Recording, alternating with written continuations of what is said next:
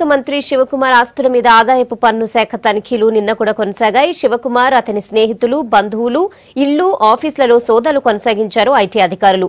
సోదాలు చేసిన సంస్థలు, ఇళ్లు, ఆఫీసుల సంఖ్య 62కు చేరింది.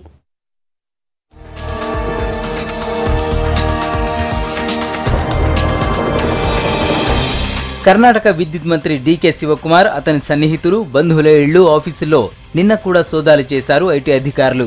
బుధవారం పొద్దున మొదలైన సోదాలు నిన్న రాత్రి వరకు కొనసాగాయి. బుధవారం అర్ధరాత్రి వరకు సోదాలు చేసిన అధికారులు సోదాలు జరిపిన చోటే రాత్రి నిద్రించారు. తర్వాత గురువారం పొద్దున 6:30 నుంచే మళ్లీ డ్యూటీ మొదలు పెట్టారు. 300 మంది ఐటీ అధికారులు సోదాల్లో పాల్గొన్నారు. నిన్న రాత్రి వరకు మొత్తం 62 చోట్ల తనిఖీలు జరిగాయి.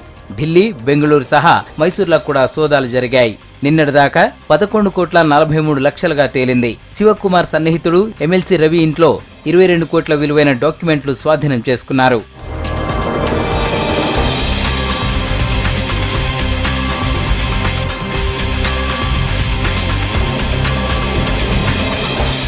బెంగళూరు సదాశివనగర్లో ఉన్న శివకుమార్ ఇంట్లో 5 సీక్రెట్ లాకర్లను ఐటీ అధికారులు గుర్తించారు. 2ంటిని శివకుమార్ సాయంతో తెరిచారు. మిగతా వాటిని తెరిచేందుకు ఆయన ఒప్పుకోకపోవడంతో ఎక్స్పర్ట్ సాయంతో వాటిని తెరిచేందుకు ప్రయత్నిస్తున్నారు.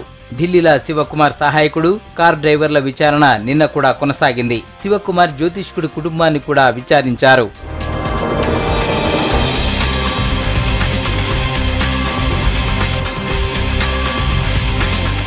ఈగిల్టన్ రిసార్ట్ లో ఉన్న గుజరాత్ ఎమ్మెల్యేలను కలిశారు. Karnataka PCC chief Parameshwar, working president Dinesh Gundu Rao ఎమ్మెల్యేలంతా సంతోషంగా ఉన్నారని చెప్పారు. ఒక ఎమ్మెల్యేకు ఆరోగ్యం కాస్త బాగోలేదన్నారు. All the MLAs who have come from Gujarat, Congress MLAs, they are all very happy. They are all healthy and they have been taken care of very nicely by our people. And this is also our responsibility from the Congress party. In fact, DK Shivkumar and DK Suresh, all these people, they have been taking care of these people very nicely and they are very happy. Income tax దాడులపై కేంద్రానికి కర్ణాటక ప్రభుత్వం నిరసన తెలిపింది. కేంద్ర revenue కార్యదర్శికి లేఖ రాసింది. ఇక కాంగ్రెస్ కార్యకర్తలు కర్ణాటక అంతటా నిరసనలు కొనసాగించారు. కేంద్ర ప్రభుత్వ ఆఫీసుల ముందు ఆందోళనలు చేశారు.